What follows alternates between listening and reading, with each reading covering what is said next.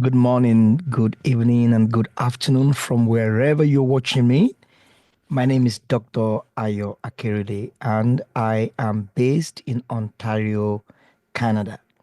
And before we start to talk about the issue that you can see on my screen here, 10 ways of making money legitimately in Canada, I want to encourage you and appeal to you, friends from across the globe who are watching this broadcast, to please help to subscribe to my channel. I want to encourage you, I want to ask for your support to help to grow this channel. Just click on the subscription button you can see on my screen beside my name. In just a sec, you are going to be part of my very, very privileged friends and audience. Thank you so much if you have done that. So today, I'm here to give you something that will guide you into making some very rich and very, very wise decision about living in this country. Perhaps you are already living in Canada and you are very much worried about how you could make ends meet in this season of tariffs and global and regional and provincial economic meltdown. Or perhaps you are still living outside of this country and you want to make a decision. Should I go to Canada or should I go to America or to Europe? If your mind is focused on this great country of Canada and then you are torn in between two choices, do I go? Do I not go? Canada is very expensive. Things are really poor. Things are really bad. I mean, you see all manners of videos, all kinds of videos and contents on YouTube from many, many people, and you are getting discouraged. I don't know what to do. I need money. I need finance. This video is for you. Now, this is not an investment advice, but a collection of the secrets, a collection of some of the things that we have learned over the past 14 to 15 years. I am a doctor, I have a doctorate degree, not honorary now, academic. And I've lived in this country for more than 14 years, going to 15 years now. I've consulted for many organizations by the grace of God, and I know the terrain very well. We've brought many people into this country. We have run an immigration consulting firm, aside other businesses and projects that we have been involved in. So I've got quite some experience, which I believe could be leveraged by upcoming immigrants, particularly within the area of finding money legitimately. Mark the word legitimately. No fraud, no internet, negative internet business, no games. I'm talking about legitimacy here now. And I want to take you through a journey. I'm going to show you a couple of things that you can do to raise funds legitimately. All of these items I am going to be discussing are not investment advices. Some of them have been leveraged by us and many people in our space. And I feel like a lot of people, particularly the younger generation, are unaware of some of these little things they could do to raise funds legitimately in this country. Join me as I show you 10 ways of making money legitimately in Canada. 10 things you can do, 10 things, 10 avenues through which you can pull funds together. And then join me in this very wonderful ride, wonderful journey into the world of finance. So I'm going to be sharing my screen now, and I believe that you are going to learn a lot as we delve into this today. So I know you can see my screen. Yeah. So let's go to the beginning. 10 legitimate ways for immigrants to raise money in Canada, exploring funding options for newcomers in Canada. Now, let's proceed and let me take you through this step by step opportunity. I don't want to waste your time today, so let's go on. The first thing that a lot of people do in this part of the world to raise money is savings through joint contributions. Joint contributions. Joint contributions. So you've got to find people in your space, people in your community, people within your social circle that you can come together. So we have a lot of people within the African, Nigerian, Ghanaian community that's come together, and then they dedicate certain amount of money, $500, $1,000. It's very difficult to save money, extremely tough to save money in this part of the world. So if you are able to sacrifice few hundreds of dollars every month or $1,000 depending on your capacity, find 5, 6, 7, 8, 9, 10 people and come together and have a roster. A roster. So you can leverage on sizable amount of money, $10,000 after 10 months or after 9 months, that can be used for something very tangible. So this looks very simple because many people overlook it. But we have brought in a lot of immigrants into this kind of an opportunity. And many people looking for down payments for their properties have actually used this to raise money. Monthly contribution from full-time employment. So you've got to get a job first. Now, let me put in a caveat. These 10 items, these 10 steps, these 10 ideas are strictly for people who have legal or legitimate means of work. In other words, you have a work visa, at least a work visa, or a PR. I mean, higher than a work permit. So, or you're a citizen. So, students' visas might not necessarily fit into the context of what I'm talking about today. It might not. So I'm speaking to people who are coming to the country with a work permit, or you have a green card, a permanent residence. You're going to be a landed immigrant. I mean, these 10 options will help you. So let's proceed and look at the next one on the list. Now you have an option to work full time or to work as a contractor.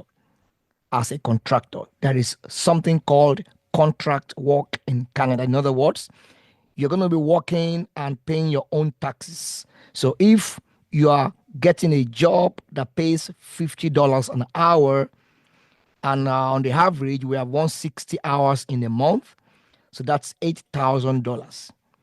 So when your employer pays that $8,000, they also add what is called HST, Harmonized Sales Tax, or GST, Goods and Sales Tax. It's about 13% of salary. So 13% of 8,000 added on top of 8,000 will be paid to you. When that is paid to you, you're expected to pay back that GST tax portion to the government through your accountants. But you can actually beat down the amount you pay back legally and legitimately. So an opportunity to make more money arises if you can get contract jobs and you can get one that can be renewed from time to time, 6-month contract, 1-year contract. So we have a lot of people in this space among Africans, even non-Africans, who were able to raise tangible money from contract jobs. So you don't have to do full-time jobs, because full-time jobs would require your employer to deduct your taxes and remittances and pay them directly to the government. So if your gross salary is $5,000, maybe your taxes will be like 1,005, 1,008, depends on other factors, and you'll be paid like 3,005, 3,002 at the end of the month. But contract work pays all the 5,000 plus additional taxes, the GST portion. The government mandates employers who recruits contractors to pay them that GST and then the taxes. And then the employer now has to pay back to the government the taxes. But there is a way by which you can reduce the amount of taxes you pay back to the government, so you have more money in your hand. So a lot of people have leveraged on contract employment in Canada. There are many of them. It's very competitive. You have to make sure that you have the qualifications and you have positioned yourself competitively to get this kind of job. Another means of securing funds legitimately in Canada is through government student loan and grants. If you're just joining these broadcasts in the middle, please, I want to encourage you to subscribe to my channel. Please subscribe to my channel. Thank you so much. Thank you so much. Now, if you have a permanent resident visa and you are a landed immigrant, or you got your PR through whatever means, maybe through spousal application, or you are transitioned from temporary resident visas to a PR, regardless of the method, if you have got a PR in this country and you don't have enough funds to go to school, the government of Canada gives student loans and grants. Now, a lot of people can actually make some money from this legitimately. Now, these loans and grants are given relatively to your income threshold. The more income you make, the lower the amount you qualify for. In fact, in some cases, you may not qualify at all. But let's just use an example, an hypothetical scenario of a landed immigrant who is not making money, just coming into the country, because the purpose of this broadcast is to guide people who are coming into the country about how they can make some money, pull money together legitimately. I mean, you see a lot of people on YouTube who are regretting that, oh, Canada is a scam. Oh, I didn't know that things would be as bad as this. So all manners of things are being thrown at people on YouTube. Many people who have the genuine intention of coming to this country, they are discouraged and they are unable to make their dreams to come to pass. But for example, if you are going to study for a 1 year program or 2 years program or for a degree program, the government could give you, depending on your income threshold, there is a minimum income threshold, the barest minimum that qualifies for the maximum grant and loan. So you are able to put your work on hold for now and just do certain amount of job that will give you very, very minute, very low income, sufficient enough to take care of your basic bills. So you could access government loans and grants. So if, for example, your tuition fee is $10,000 for a program, the government will give you the 10,000 and give you additional grant on top of it, maybe 5,000 or 6,000 or whatever. So let's assume they give you 5,000. So 5 plus 10 is 15. And then the 15,000 is given to you every year. You have to enroll and show your proof of enrollment. They have to be sure that you are in school. Your school has to approve your documents, your application documents. Now, the 5,000 grant is free. You're not paying it back.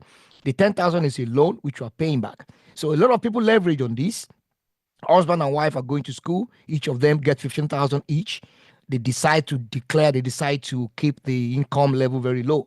So they work and just make some little amount of money that can at least feed them, depending on their family size. Some have a large family. In fact, the larger your family size, the more money the government is going to give you, because they give you grants to help you take care of your basic needs while in school. So you can leverage on this. And a lot of people don't know how to do this. You can reach out to our organization. We can guide you on how to apply. We can give you tips on how to manage your finances so that you can get more money out legitimately. You still have to go to school and pay your tuition fees, but at least you can still get some money out that you can use from the grants you have been given to do some other important things in your life as much as you want.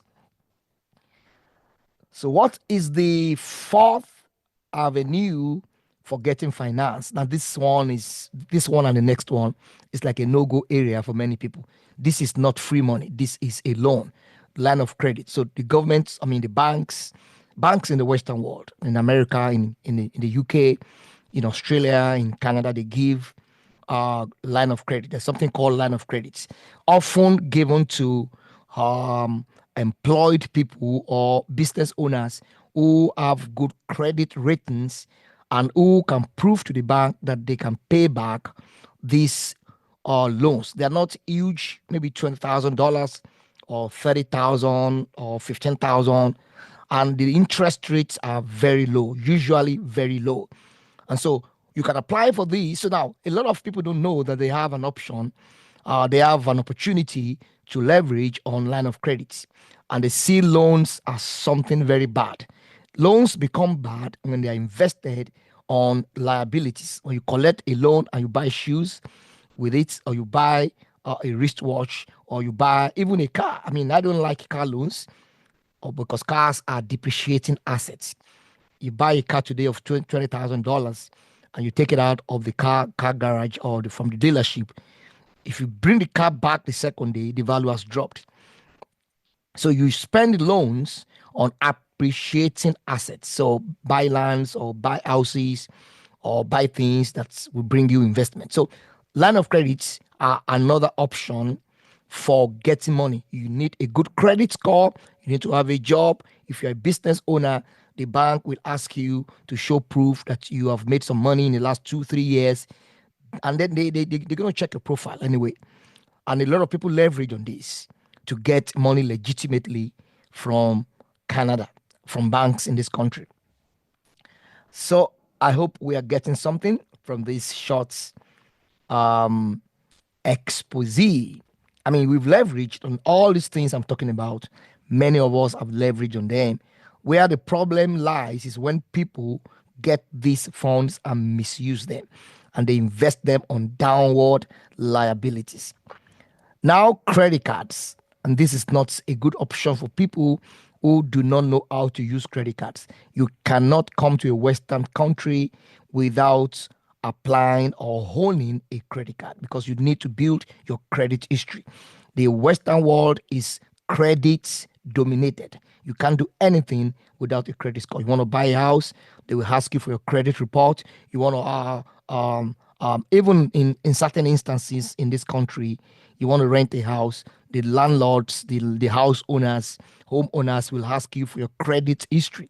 How do you get a credit history? You need a credit card.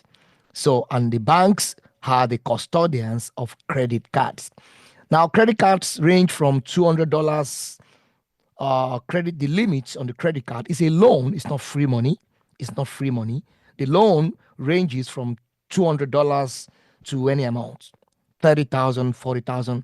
But here is the difference between a credit card and a line of credit. The interest rate for a credit card is much higher than the interest rate on a line of credit. Now, there are a lot of other differences between a credit card and a line of credit. So, this is not a finance class, so I don't want to go into the granular details of each of these items. But for landed immigrants in this country who hold a permanent resident visa, you could go to banks immediately you arrive and be qualified even without a credit record, and be given a credit card just to help you build your credit history. So if you land into this country today, tomorrow you can go to a bank. If you have work permit holders sometimes can also get, even students, but I don't encourage students to go and pile up credit cards and then pile up debts that they'll be repaying when they finish their studies. So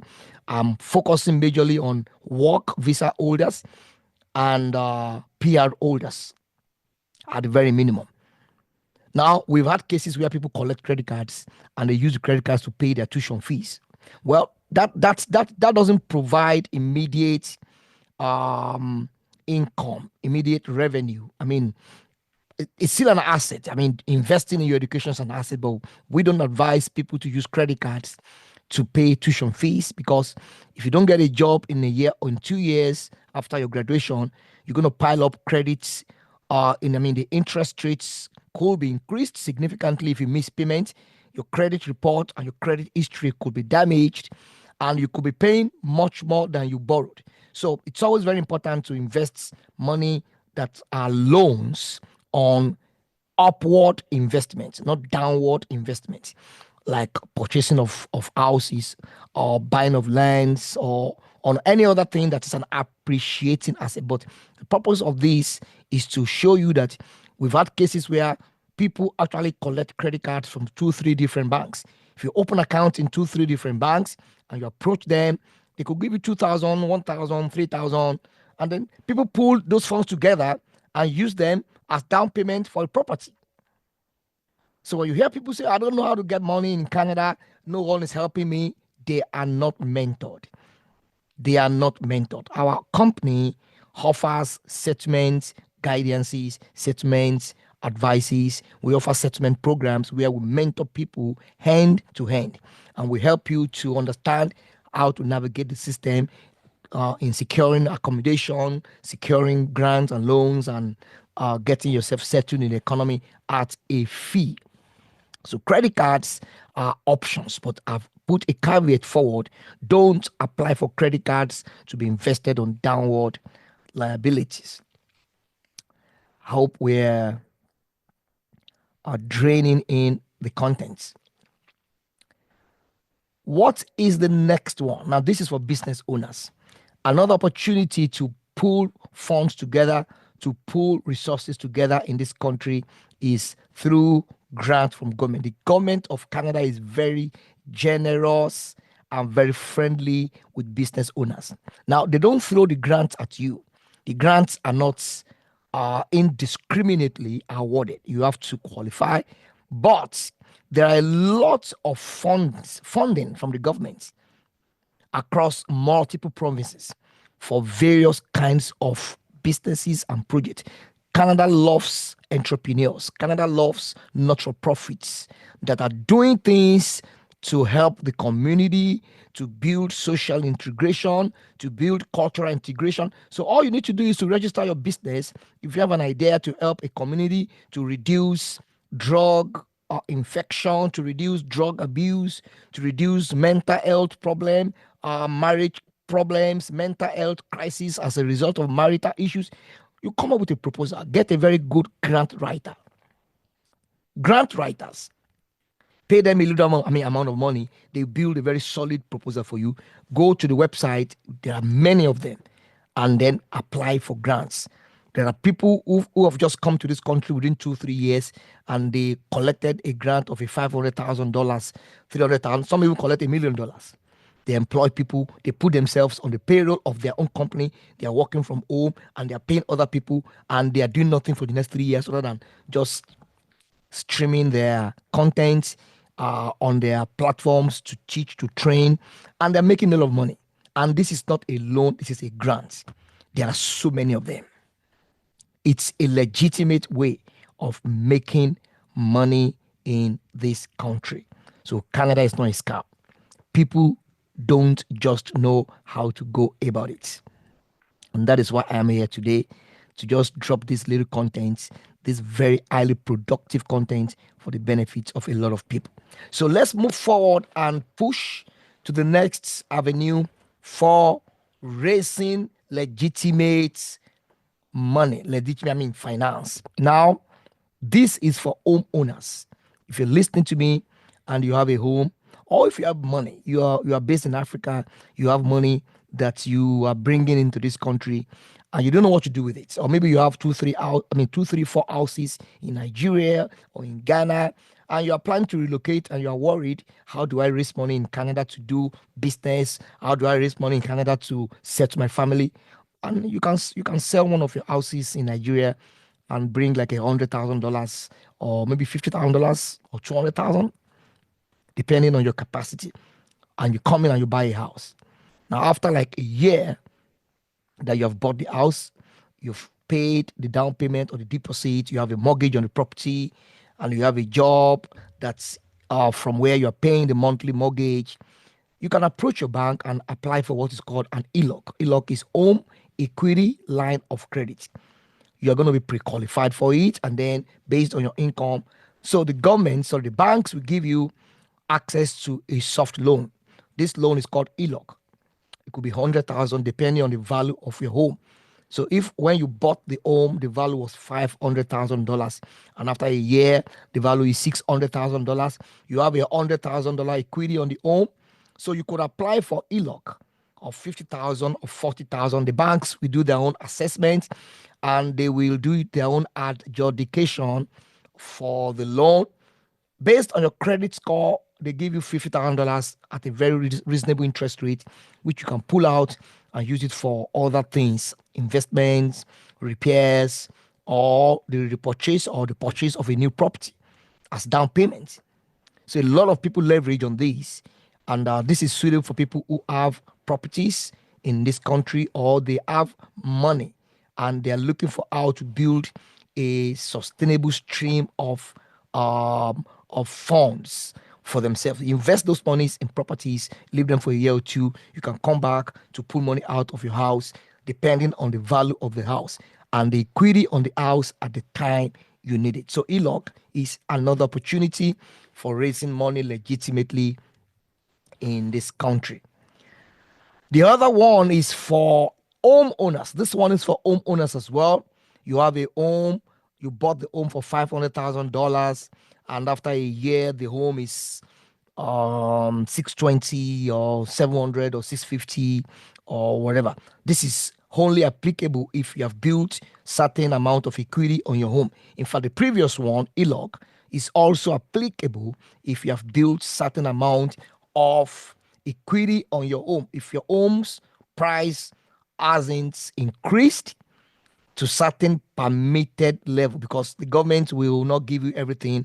They will give you 80% of the current value of the home. Take, for example, you purchased your home for $500,000 and the home is now $700,000. Now you go to the bank and then you want to collect equity. Now let me explain this. Refinancing of a home is like you want to remortgage your home. So let's say, take for example, this is 2025. I bought a home in Toronto for $500,000, and 2027, the home is now $650,000. The mortgage I took in 2025 expires in 2027, or at least 1 year has run out on it. Now I want to change certain things about the mortgage. Take, for example, the interest rate on the mortgage when I enrolled was 4%. And something has happened in the economy, interest rate has dropped to 2%. So I want to go to the bank after like a year and tell the bank, I want to take advantage of the reduced interest rate. I want to remortgage my home. It's called refinance for better use of word. So when you refinance, if you want to pull out money from your home, you can, depending on the value of your home after that 2 years, those 2 years.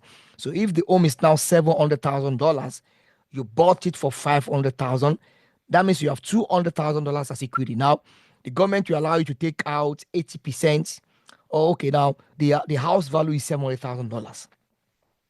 So 80% of that amount is 560,000.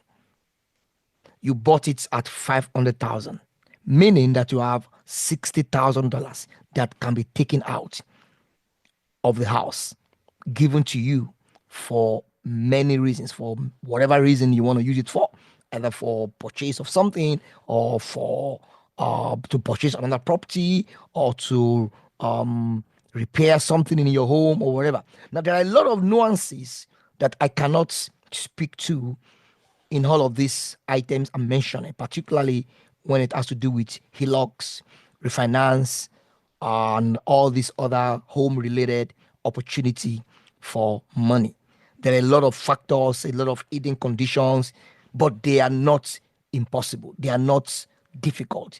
You just need to keep your books clean, do the right thing, have the right credit score, make sure you have a good job, work with the right broker, the right realtor, the right accountant. So these are things that we can help you to achieve if you're just coming into the country. So you don't make mistakes and burn your fingers. A lot of people pile up debts after 4 years, 5 years. Their credit cards, so their credit reports, credit records, credit history, they are all messed up. And then they want to start this process of finding out to make money. It becomes very difficult. So if you're listening to me, you just come into the country, you want to be mentored and trained and guided, we are going to help you do that for a fee, because we run a very effective newcomer settlement program in our community. So this is going to help people who have properties and who want to take advantage of the equity on their property.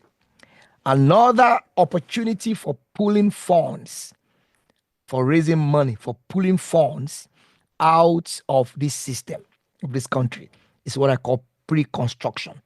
Now, let me explain. We have what are called builders.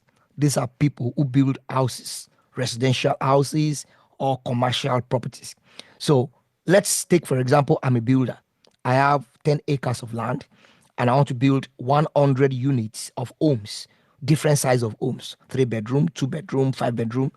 And then I get a permit from the government. I get licensed.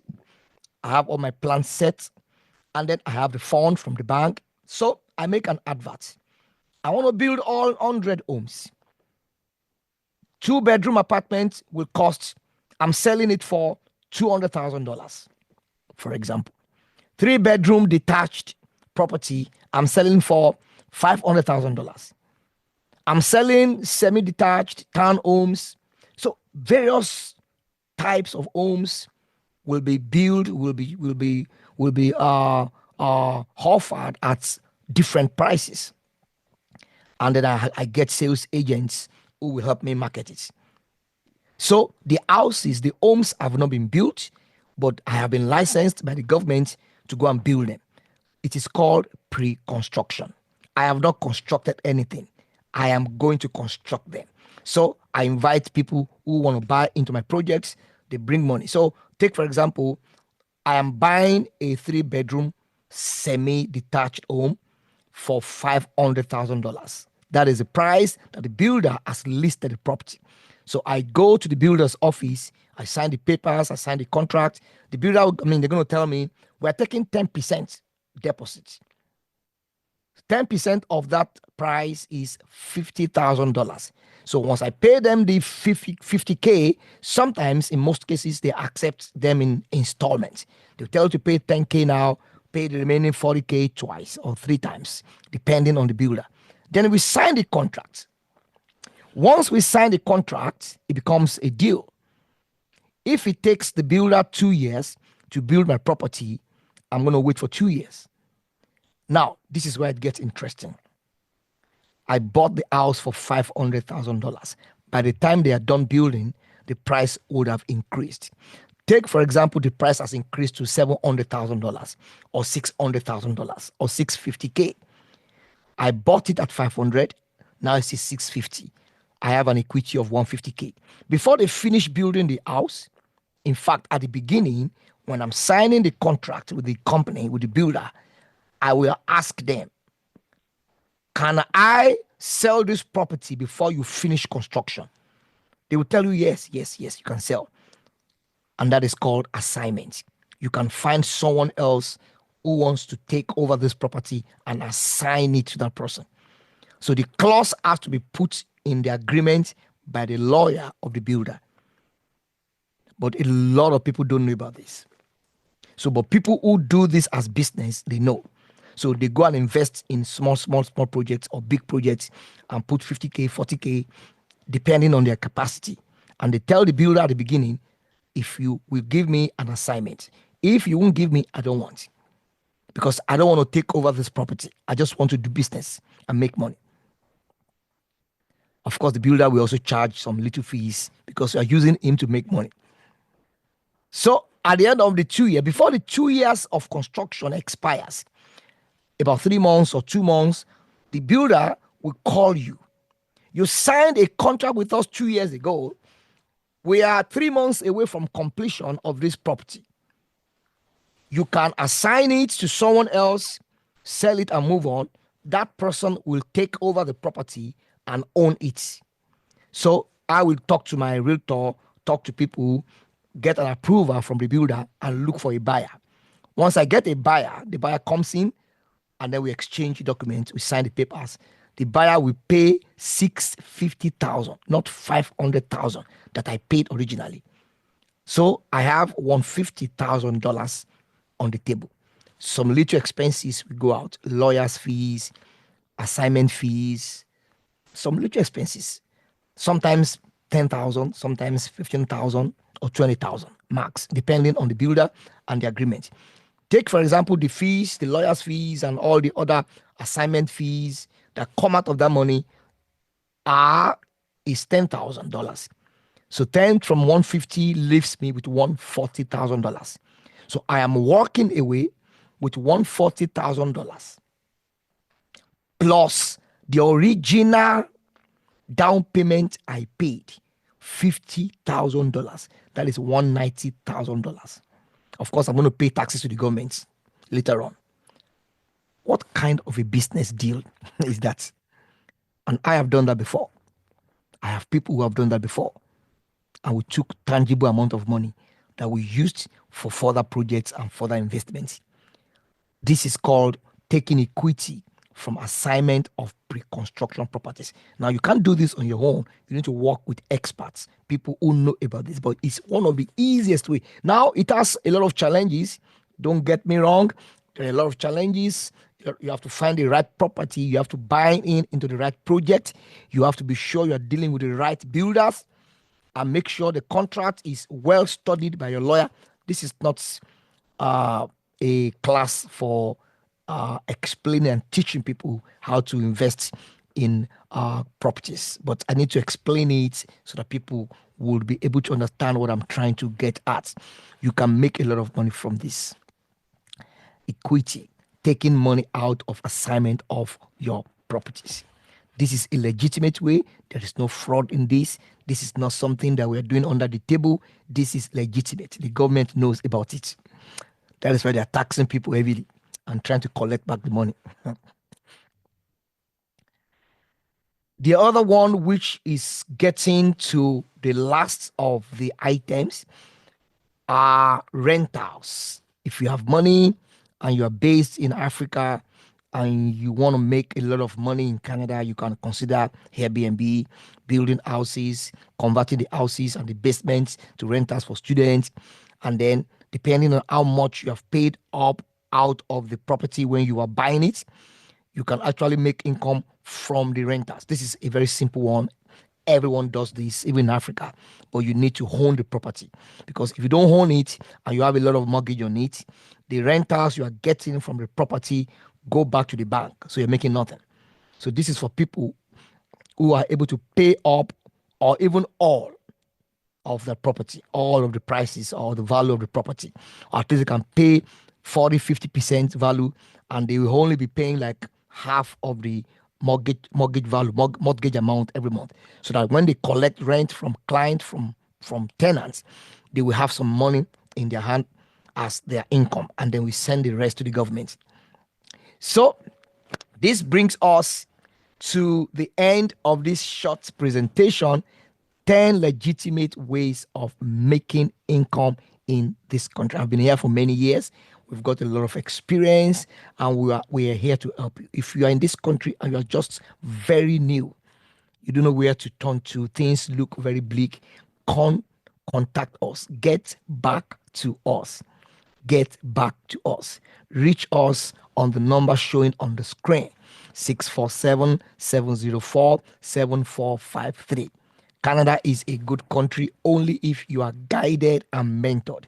If you are not guided and mentored, it can bring and breed frustration. And you're going to be asking yourself, what have I come to do in this country? I regret. Not all the regret you're seeing on YouTube is either people have come in through very bad papers. They're coming in as visitors or as students, and they're unable to extend or change their visas. Or people have come in and they have found themselves in the hands of bad advisors. So either way will lead to frustration. I don't want you to be frustrated. Canada is still a very good country. There are challenges everywhere in the world. We have our own challenges as well, but there are ways around mitigating the challenges of raising finance. I've just given you 10 ways that will greatly help you if you're a new immigrant. Even if you're not new and you're presently in this country and things have not been messed up financially, we can still help you. Even if things have been messed up, we can still work with some of our accountants and lawyers that could help you to clean up your records. legitimately. Everything we do is legit. We are not fraudsters. Get across to us. Use the number on the screen if you want to get more information about our fees within the scope of newcomers settlements. And even if you are not a newcomer, you are an existing comer, we are going to help you. Thank you so much, everyone. If you have just watched this broadcast and you have not subscribed, please, I want to plead with you. It is just a sec, just 1 second. Just click on the link beside my name. It's just one click, and you will be getting access to all our contents as we drop them. I am going to be dropping a lot of important content that will greatly, greatly help you and help people that are coming in into this country, into this beautiful country of Canada. Thank you so much. And I hope that we have done some very good job today. And hopefully, very soon, we are going to have another session. Thank you so much. See you again. I am Dr. Ayo Akirele, and I say to you, God bless you. Thank you.